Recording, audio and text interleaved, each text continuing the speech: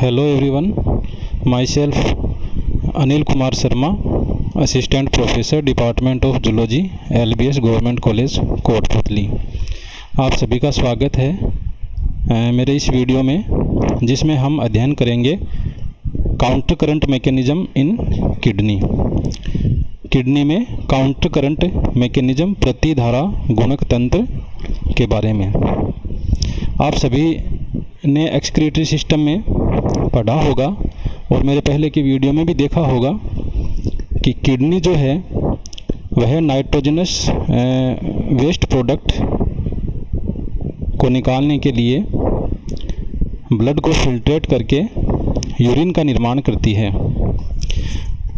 जो urine kidney निर्माण करती है वह काफ़ी डाइल्यूट अर्थात तन्नु अवस्था में होता है, जिसमें काफ़ी मात्रा में पानी पाया जाता है। अगर उसी अवस्था में मूत्र को शरीर से निष्कासित कर दिया जाए तो बॉडी से वाटर लॉस, डिहाइड्रेशन होने की संभावना रहती है। इसलिए किडनी का एक इम्पोर्टेंट फंक्शन है कि मूत्र का उसके द्वारा सांद्रीकरण, कंसंट्रेशन किया जाता है। यह प्रक्रिया किडनी काउंटर करंट मैकेनिज़्म की सहायता से करती है। काउंटर करंट मैकेनिज़्म क्या है, इसके बारे में हम देखते हैं। This mechanism works in the loop of Henley. जो नेफ्रॉन का लूप ऑफ हेनले का जो पार्ट होता है, स्पेशली काउंटर करंट मैकेनिज़्म के लिए उत्तरदायी होता है। It increase water reabsorbed from the descending limb as a result of salt reabsorbed from the ascending limb। हमने देखा था कि लूप ऑफ हेनले की दो भुजाएं असेंडिंग एंड डिसेंडिंग लिम्ब जो पाई जाती है, उनका दोनों का अलग अलग फंक्शन होता है। लूप ऑफ हेनले की डिसेंडिंग लिम्ब से वाटर जो है उसका रीएब्जॉर्प्शन होता है, जबकि असेंडिंग लिम्ब के द्वारा साल्ट का रीएब्जॉर्प्शन होता है। काउंटर करंट मैकेनिज़्म प्रतिधारा गुणक तंत्र की ये जो परिभाषा है, इसमें हम समझते हैं कि काउंटर करंट प्रतिधारा से मतलब होता है कि जब किन्हीं भी दो ट्यूब्यूल्स में जो फ्लूइड है वह अपोजिट डायरेक्शन में मूव करता है। हम देखते हैं कि structurally Henle of loop of Henle की जो टू लिम्ब्स हैं, डिसेंडिंग एंड असेंडिंग लिम्ब्स, उनमें जो ग्लोमेरुलर फिल्ट्रेट है वो विपरीत धारा में चलता है। डिसेंडिंग लिम्ब में जो ग्लोमेरुलर फिल्ट्रेट है वह ऊपर से नीचे आता है, जबकि असेंडिंग लिम्ब में यही ग्लोमेरुलर फिल्ट्रेट नीचे से ऊपर की तरफ जाता है। तो इसका मतलब ये हुआ कि काउंटर करंट यानी कि प्रतिधारा का मतलब होता है कि जब फ्लूइड जो है किन्हीं दो ट्यूब्स में अपोजिट डायरेक्शन में मूव करना चाहिए, यह कंडीशन इसके लिए नेसेसरी है। And this magnifies the effect of transport from one limb on transport from the other limb. इस प्रक्रिया के द्वारा लूप ऑफ हेनले क्या करता है कि जो ग्लोमेरुलर फिल्ट्रेट है, मूत्र है, उसको सांद्र किया जाता है। काउंटर करंट मैकेनिज़्म, इसके द्वारा concentration of urine is due to, urine की जो कंसंट्रेशन है वह किस प्रकार से होती है। अब एक बार हमने जब किडनी और नेफ्रॉन की स्ट्रक्चर के बारे में पढ़ा था तो हमने देखा था कि किडनी में दो प्रकार के नेफ्रॉन्स पाए जाते हैं, कोर्टिकल नेफ्रॉन्स एंड जक्स्टामेडुलरी नेफ्रॉन। तो ये काउंटर करंट मैकेनिज़्म जो है वह स्पेशली जक्स्टामेडुलर नेफ्रॉन तक ही सीमित है। इसका कारण क्या है कि जक्स्टामेडुलर नेफ्रॉन जो है, इसका लूप ऑफ हेनले है, यह किडनी के मेडुला भाग में काफ़ी अंदर तक धंसा हुआ रहता है। और दूसरा कारण ये है कि जक्स्टामेडुलरी जो नेफ्रॉन है, इसके loop of Henley cortical nephron की बजाय लॉन्ग पाए जाते हैं, लंबे पाए जाते हैं। एक बार हम स्ट्रक्चर में देखते हैं। ये हमने स्ट्रक्चर देखी थी, किडनी का ऊपर का कोर्टेक्स पार्ट है, नीचे ये मेडुला पार्ट है। तो कोर्टिकल नेफ्रॉन जो है, कोर्टिकल नेफ्रॉन में इसका बोमेन संपुट, proximal and distal converted tubules and loop of Henle ये कोर्टिकल पार्ट में ही पाए जाते हैं, जबकि जक्स्टामेडुलर जो नेफ्रॉन है इसका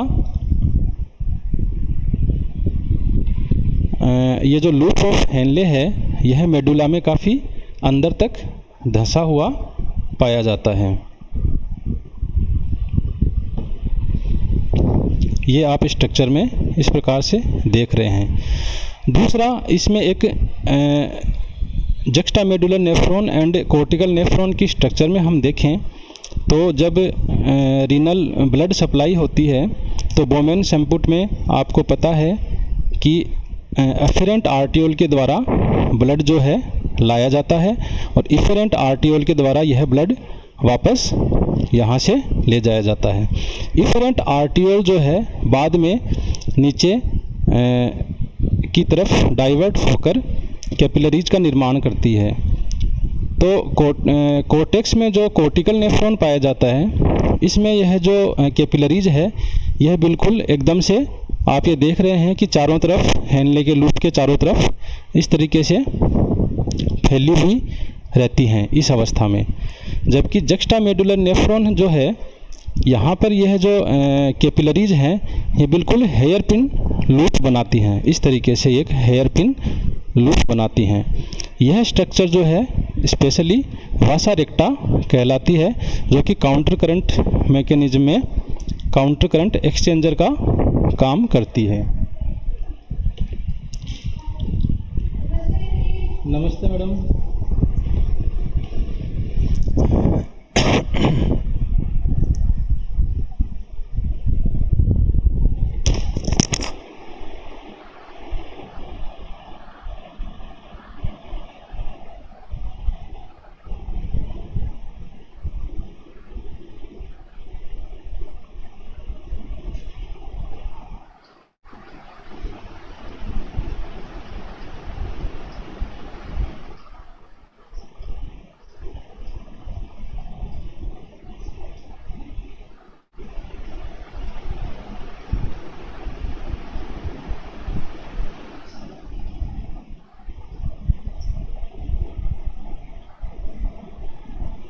हाँ, गुड मॉर्निंग।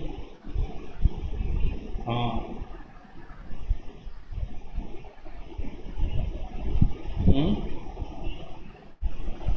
हाँ यार, ये मुझे बाद डिपार्टमेंट आ गया। इधर आ रहे हो क्या आप? नहीं, अच्छा अच्छा,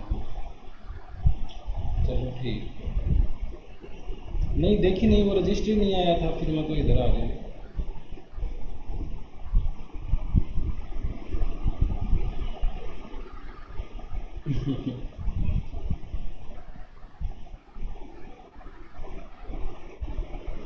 सीधे घर चले जाओ।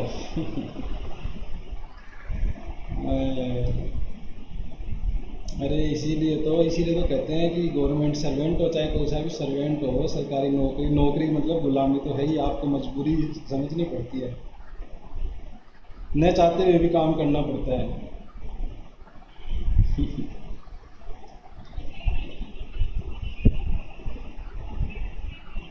अरे अरे अरे भगवान, आप मेरी मेरी मेरी जैसी स्टेज में कैसे आ गए? मैं तो धीरे धीरे मतलब यूं उस जोन में जा रहा हूँ जिसमें आप थे पहले, और आप उधर आ रहे हो जिस जोन में मैं रहता था।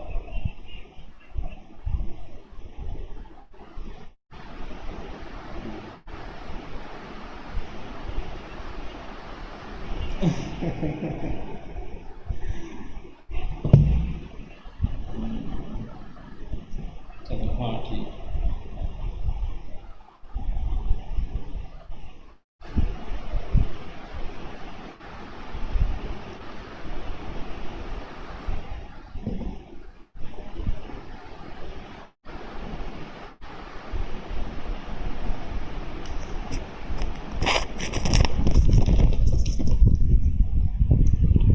तो ये स्ट्रक्चर में कोर्टिकल नेफ्रॉन एंड जक्स्टामेडुलरी नेफ्रॉन में डिफरेंस आपने देख लिया होगा। इस डिफरेंस की वजह से ही जो काउंटर करंट मैकेनिज़्म है जिसके द्वारा मूत्र का सांद्रीकरण किया जाता है वह स्पेशली जक्स्टा मेडुलरी नेफ्रॉन तक ही सीमित पाई जाती है। तो यहाँ हमने देखा था कि काउंटर करंट मैकेनिज़्म है यह जक्स्टा मेडुलरी नेफ्रॉन में पाई जाती है। दूसरा, vasa recta helps to maintain this osmotic gradient. Juxtamedullary nephron का लॉन्ग लूप ऑफ हेनले और वासा रेक्टा की जो आपस की जो क्रियाएं हैं इनके द्वारा ही यह काउंटर करंट मैकेनिज़्म की प्रक्रिया दर्शाई जाती है।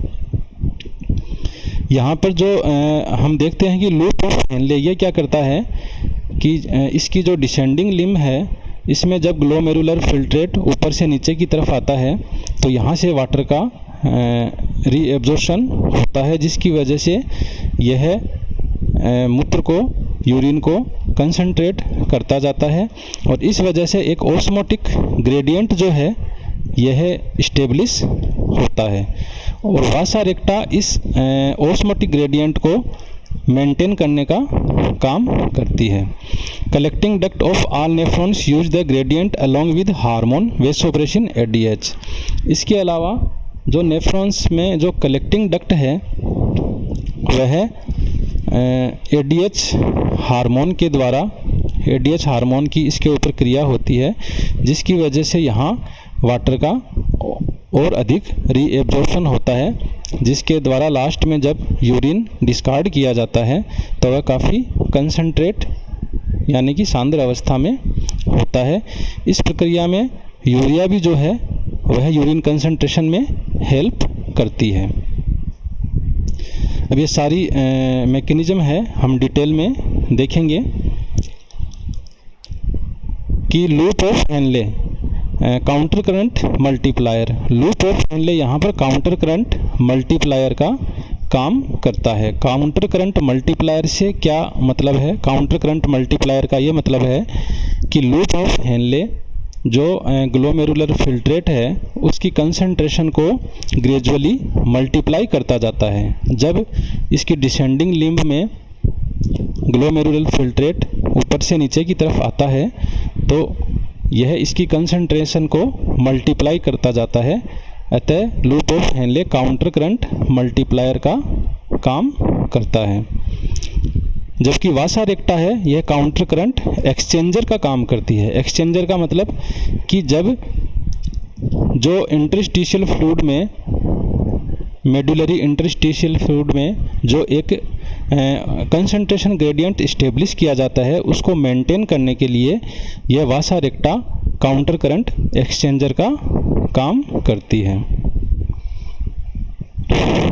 ये आप यहाँ पर प्रतिधारा गुणक तंत्र जो काउंटर करंट मल्टीप्लायर सिस्टम है वह लूप ऑफ हेनले में किस प्रकार से इस्टेब्लिश होता है इस डायग्राम में आप देखेंगे कि जब यहाँ से ग्लोमेरुलस से जब ब्लड फिल्ट्रेट होकर यहाँ ग्लोमेरुलर फिल्ट्रेट के रूप में प्रोक्सिमल कन्वर्टेड ट्यूबुल्स में जब ग्लोमेरुलर फिल्ट्रेट यहाँ आता है पीसीटी में, प्रोक्सिमल कन्वर्टेड ट्यूबुल्स में, तो यहाँ पर जो ग्लोमेरुलर फिल्ट्रेट की जो कंसंट्रेशन है वह लगभग जो ब्लड की कंसंट्रेशन है ऑस्मोटिक कंसंट्रेशन उसके लगभग इक्वल होती है और यह 300 मिलीओस्मोल पर लीटर होती है। यानी कि जब ग्लोमेरुलर फिल्ट्रेट से मूत्र छनकर यहाँ आता है पीसीटी में तो इसकी कंसंट्रेशन, ऑस्मोटिक कंसंट्रेशन और ब्लड की ऑस्मोटिक कंसंट्रेशन लगभग इक्वल होती है। जैसे ही यह ग्लोमेरुलर फिल्ट्रेट यहाँ से लूप ऑफ हेनले में आता है और इसकी डिसेंडिंग लिम्ब में जब ऊपर से नीचे की तरफ आता है तो लूप ऑफ हेनले की जो डिसेंडिंग लिम्ब है ये स्पेशली सिर्फ और सिर्फ वाटर के लिए परमिएबल होती है। यहाँ ये ध्यान देने योग्य बात है कि डिसेंडिंग लिम्ब है जो केवल और केवल वाटर के लिए परमिएबल होती है, सॉल्यूट्स के लिए नहीं। तो इस वजह से यहाँ से इस डिसेंडिंग लिम्ब से सिर्फ और सिर्फ वाटर का ही एब्जॉर्प्शन होता है। जैसे जैसे ये ग्लोमेरुलर फिल्ट्रेट नीचे की तरफ जाता है, इसमें से वाटर रीअब्जॉर्ब होता जाता है और जैसे जैसे वाटर बाहर निकलेगा यहाँ पर इस ग्लोमेरुलर फिल्ट्रेट की कंसंट्रेशन बढ़ती जाती है। यह 400, 600, 800, 1000 और 1200 जो लूप ऑफ हेनले का जो शीर्ष पार्ट है, इस जगह पे यहाँ पे ग्लोमेरुलर फिल्ट्रेट की कंसंट्रेशन लगभग 1200 मिलीओस्मोल पर लीटर तक हो जाती है, जो कि ब्लड की जो ऑस्मोटिक कंसंट्रेशन है उससे लगभग 4 गुना होती है। तो यहाँ तक आते आते यह जो ग्लोमेरुलर फिल्ट्रेट है वह काफ़ी सांद्र अवस्था में आ जाता है। जब यह ग्लोमेरुलर फिल्ट्रेट यहाँ से असेंडिंग लिम्ब में, लूप ऑफ हेनले की असेंडिंग लिम्ब में ऊपर की तरफ चलता है, तब यहाँ क्या होता है, यह जो इसकी लूप ऑफ हेनले की असेंडिंग लिम्ब है, यह स्पेशली सिर्फ और सिर्फ सॉल्यूट्स के लिए परमिएबल होती है, वाटर के लिए नहीं। यहाँ यह ध्यान देने योग्य बात है कि लूप ऑफ हेनले की जो डिसेंडिंग लिम्ब है वो केवल वाटर के लिए परमिएबल होती है, जबकि इसकी असेंडिंग लिम्ब है वह सॉल्यूट्स के लिए, स्पेशली सोडियम एंड क्लोराइड के लिए परमिएबल होती है, वाटर के लिए नहीं। इस वजह से यहाँ से इस ग्लोमेरुलर फिल्ट्रेट से अब वाटर का एब्जॉर्प्शन नहीं होता, केवल सॉल्यूट्स का, जिसमें भी स्पेशली सोडियम जो कि एक्टिव ट्रांसपोर्ट के द्वारा, जिसमें एनर्जी खर्च होती है, एक्टिव ट्रांसपोर्ट के द्वारा लूप ऑफ हेनले से निकलकर यहाँ बाहर इसकी जो मेडुला का जो इंटरस्टिशियल फ्लूइड है, इसमें ये यहाँ देख रहे हैं लूप ऑफ हेनले के अलावा जो बाकी का पार्ट है ये इंटरस्टिशियल फ्लूइड, इंटरस्टिशियल टिश्यू कहलाता है। तो इंटरस्टिशियल पार्ट में यहाँ पर सोडियम जो है वो एक्टिव ट्रांसपोर्ट की वजह से बाहर आ जाता है और इसके साथ ही सोडियम के साथ साथ ही क्लोराइड जो है वो पैसिवली हेनले की लूप से बाहर आकर इंटरस्टिशियल फ्लूइड में आ जाते हैं। तो जब यहाँ से सॉल्यूट्स सोडियम और क्लोराइड बाहर निकलते हैं, तो जैसे जैसे ग्लोमेरुलर फिल्ट्रेट ऊपर की तरफ जाएगा इसकी कंसंट्रेशन कम होती जाएगी और जब यह डिस्टल कन्वर्टेड ट्यूबुल्स डीसीटी के पास पहुंचता है तो इसकी जो यहाँ पर डिस्टल कन्वर्टेड ट्यूबुल्स के पास जब यह पहुंचता है तो इसकी कंसंट्रेशन वापस 300 मिलीओस्मोल पर लीटर, यानी कि जो इनिशियल में जो ब्लड की कंसंट्रेशन थी, ऑस्मोटिक कंसंट्रेशन थी, उसके इक्वल हो जाता है। यहाँ से जब यह ग्लोमेरुलर फिल्ट्रेट वापस कलेक्टिंग डक्ट में आता है तो यहाँ पर कलेक्टिंग डक्ट में क्या होता है कि जो एडीएच हार्मोन है पोस्टीरियर पिट्यूटरी के द्वारा निकाला जाता है, जिसे वेसोप्रेशन भी कहते हैं, यह जो डिस्टल कन्वर्टेड ट्यूबुल है इसके जो लास्ट पार्ट है और जो कलेक्टिंग डक्ट है इसके ऊपर इसका एडीएच का एंटी डायूरेटिक हार्मोन का एक्शन होता है, जिसकी वजह से ये distal converted tubule and collecting duct water के लिए, स्पेशली वाटर के लिए परमिएबल होती हैं, जिससे यहाँ से दोबारा फिर से वाटर को वापस इंटरस्टिशियल फ्लूइड में भेज दिया जाता है।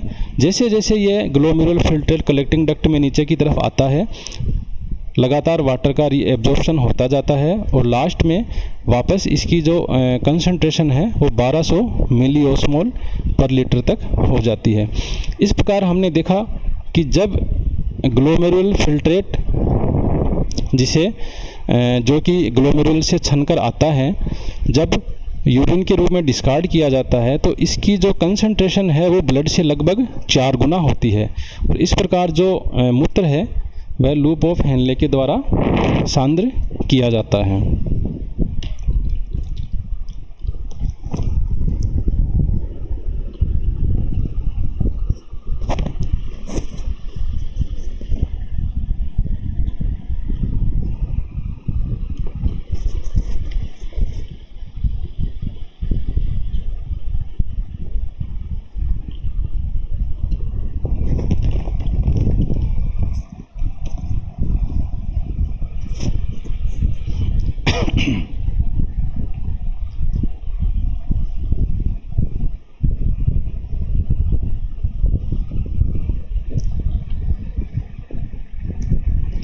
अब देखिए यहाँ पर एक बहुत ही ध्यान देने योग्य बात है कि जब यहाँ से लूप ऑफ हेनले की ये जो असेंडिंग लिम्स है, यहाँ से सोल्यूट्स को जब बाहर निकाल कर इंटरस्टिशियल फ्लूइड में भेजा जाता है, तो यहाँ पर एक जो मेडुला का जो इंटरस्टिशियल फ्लूइड है, इंटरस्टिशियम है, यहाँ पर एक ओस्मोटिक ग्रेडियंट उत्पन्न होता है। हमने देखा कि लूप ऑफ हेनले की ये जो डिसेंडिंग लिम्ब है, यहाँ से लगातार वाटर का रीएब्जॉर्प्शन होता है। तो अब इस इंटरस्टिशियल फ्लूइड में यहाँ से असेंडिंग लिम्ब के द्वारा सॉल्यूट्स का और डिसेंडिंग लिम्ब्स के द्वारा वाटर का रीएब्जॉर्प्शन होता है। तो यह जो वाटर है जो यहाँ से निकाला जाता है बाहर, अगर यह कंटिन्यू यहाँ से बाहर निकालने के बाद इंटरस्टिशियल फ्लूइड में अगर इकट्ठा होता रहेगा, तो यह इसकी जो इंटरस्टिशियल फ्लूइड की जो ओस्मोटिक ग्रेडियंट है, इसको वापस डाइल्यूट करता जाएगा, इसकी कंसंट्रेशन को, ओस्मोटिक ग्रेडियंट को मेंटेन नहीं रहने देगा। इसका मतलब यहाँ पर इंटरस्टिशियल फ्लूइड में जो वाटर इकट्ठा हुआ था, उस वाटर को यहाँ से वापस रिमूव करके ब्लड में भेजना ज़रूरी है। तो इस प्रक्रिया के लिए वासा रेक्टा लूप ऑफ हेनले का सपोर्ट करती है, क्योंकि वासा रेक्टा काउंटर करंट एक्सचेंजर का काम करती है। एक्सचेंजर का मतलब यह वासा रेक्टा यहाँ से इस वाटर को एब्जॉर्ब करके ब्लड के थ्रू वापस ब्लड में भेज दिया जाता है इस वाटर को, जिस वजह से यहाँ से कंटिन्यू वाटर का रीएब्जॉर्प्शन होता रहता है और यहाँ से सोल्यूट का रीएब्जॉर्प्शन होता रहता है, और osmotic gradient medullary interstitial fluid का जो है वो मेंटेन रहता है। यह वासा रेक्टा किस तरीके से काम करती है हम देखते हैं। ये मैंने आपको पहले ही बता दिया था, डायग्राम में समझा दिया था कि लूप ऑफ हेनले जो है वो काउंटर करंट मल्टीप्लायर का काम किस तरीके से करता है। वासा रेक्टा जो है, ये देखिए इस डायग्राम में यहाँ आपको दिखाई दे रहा है कि जो लूप ऑफ हेनले है, इसके साथ साथ ये हेयर पिन के रूप में जो वासा रेक्टा है, यह बिल्कुल इसके साथ साथ चलती है लूप ऑफ हेनले के साथ साथ। यहाँ पे डायग्राम में आपको दिखाई दे रहा होगा कि इस loop of Henle and vasa रेक्टा के बीच में जो है कुछ स्पेस है, लेकिन स्ट्रक्चरली ये बिल्कुल इसके क्लोज प्रोक्सिमिटी में होती है, यानी कि इन दोनों के बीच में बहुत ही कम या मान के चलें ना के बराबर स्पेस पाया जाता है। तो जब ये लूप ऑफ हेनले में हम देखते हैं कि ग्लोमेरुलर फिल्ट्रेट जो है वह इस डायरेक्शन में डिसेंडिंग लिम्ब से होता हुआ असेंडिंग लिम्ब में इस डायरेक्शन में चलता है, जबकि जो वासा रेक्टा है इसमें ब्लड का फ्लो जो है वह इस डायरेक्शन में चलता है, बिल्कुल लूप ऑफ हेनले के अपोजिट। लूप ऑफ हेनले में ग्लोमेरुलर फिल्ट्रेट की जो डायरेक्शन होती है, वासा रेक्टा में ब्लड की जो डायरेक्शन है, ब्लड फ्लो की डायरेक्शन इसके बिल्कुल अपोजिट होती है। तो यहाँ से जब ब्लड वासा रेक्टा में ब्लड यहाँ से आता है, तो यहाँ हमने देखा था कि लूप ऑफ हेनले की जो असेंडिंग लिम्स है, इससे जो सोडियम और क्लोराइड जो कि इंटरस्टिशियल फ्लूइड में इकट्ठे हो गए थे, यह सोडियम क्लोराइड यहाँ वासा रेक्टा के द्वारा रीएब्जॉर्ब होकर ब्लड में पहुंचा दिए जाते हैं।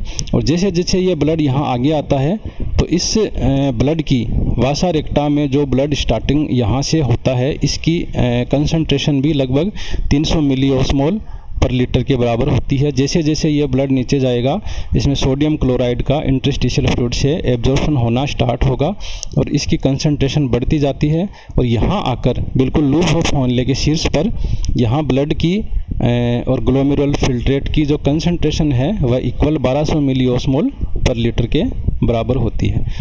अब यह ब्लड जब वासा रेक्टा की इस असेंडिंग लिम्ब में ऊपर की तरफ चलेगा, तो यहाँ क्या होता है कि यह जो लूप ऑफ हेनले की डिसेंडिंग लिम्ब से जो वाटर इंटरस्टिशियल फ्लूइड में पहुँचा दिया जाता है, वह इस वासा रेक्टा में ब्लड के द्वारा एब्जॉर्ब कर लिया जाता है। जैसे जैसे ये ब्लड ऊपर पहुँचेगा, इसमें वाटर का एब्जॉर्प्शन होता जाता है, और जब यह लूप ऑफ हेनले की यहाँ से इस जगह से जब यह वासा रेक्टा निकलती है, तो इसमें यहाँ पर ब्लड की वापस जो कंसंट्रेशन है वह बिल्कुल 300 मिलीओस्मोल पर लीटर जो इनिशियली थी उसके बराबर हो जाती है।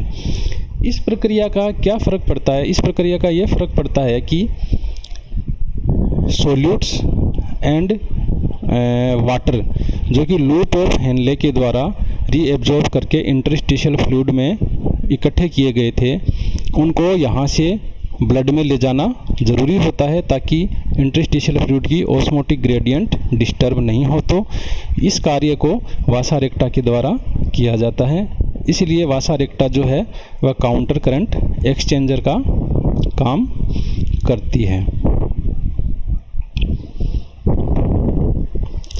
ये देखिए इस डायग्राम में आपको दिखाई दे रहा है कि यहाँ से जो लूप ऑफ हेनले में जो ग्लोमेरुलर फिल्ट्रेट चलता है वह डिसेंडिंग लिम्ब में जब ऊपर से नीचे की तरफ आता है तो यहाँ पर इससे लगातार वाटर का रीएब्जॉर्प्शन होता जाता है और इसकी कंसंट्रेशन ग्रेडियंट बढ़ती जाती है और यहाँ टॉप पर शीर्ष हेनले लूप ऑफ हेनले के शीर्ष पर यह 1200 मिली ऑस्मोल पर लीटर हो जाती है। जैसे जैसे यह असेंडिंग लिम्ब में ऊपर की ओर जाएगा तो असेंडिंग लिम्ब जो है वो वाटर के लिए इम्परमिएबल होती है, सॉल्यूट्स के लिए परमिएबल होती है। तो यहाँ से सॉल्यूट जब इसमें से डिस्कार्ड कर दिए जाएंगे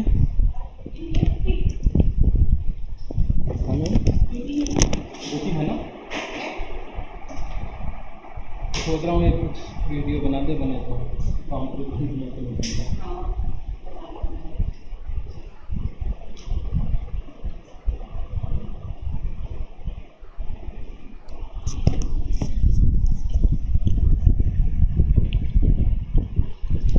तो यहाँ से ये सॉल्यूट्स जो हैं सर गुड मॉर्निंग ड्यूटी है ना। हाँ मैं सोच रहा हूँ बनाऊँ, देखें बना लें हैं नहीं बना लें, बस कुछ पीपीटी तैयार थी, मैंने कहा बना के तो रख लें, जिस दिन ड्यूटी नहीं होगी उस दिन डाल देंगे, और ड्यूटी नहीं होगी उस दिन तो डालेंगे।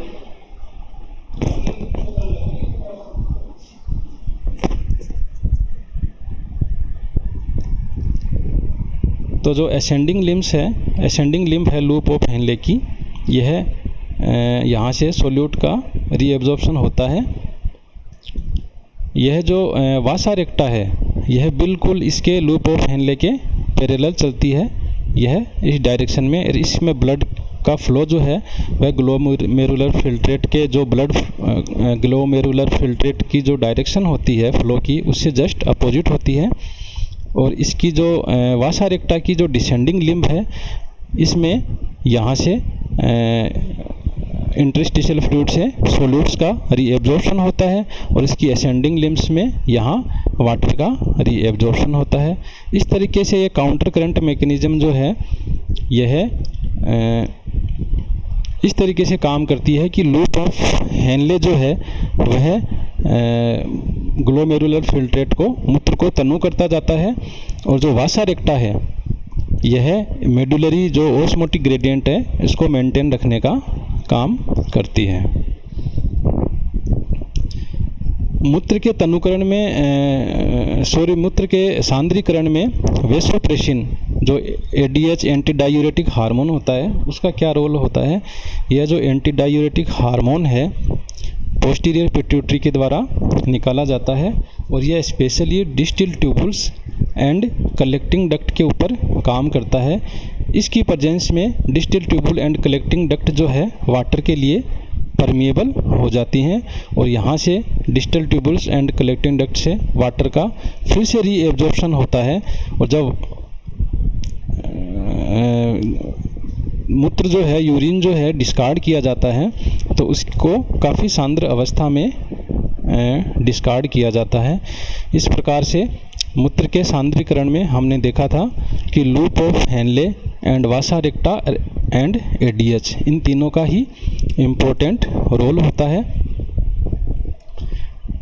काउंटर करंट मैकेनिज़्म मूत्र के सांद्रीकरण में की एक प्रक्रिया है जो कि लूप ऑफ हेनले के द्वारा की जाती है। लूप ऑफ हेनले जो है वो काउंटर करंट मल्टीप्लायर का काम करता है जबकि वासा रेक्टा काउंटर करंट एक्सचेंजर का काम करती है।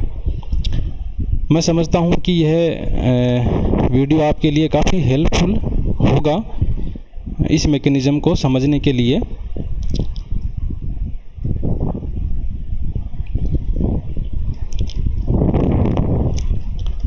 And now okay, thanks.